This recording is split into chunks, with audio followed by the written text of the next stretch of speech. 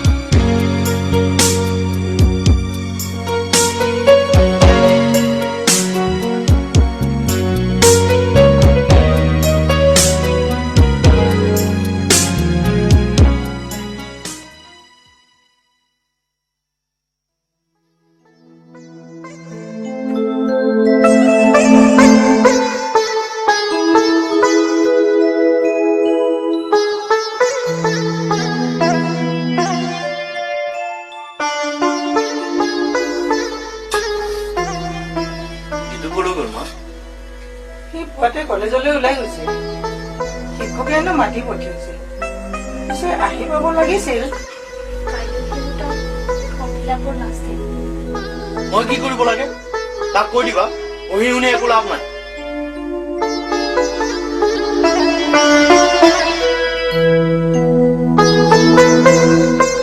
মোৰ খাৰুযোৰ আছে নহয়,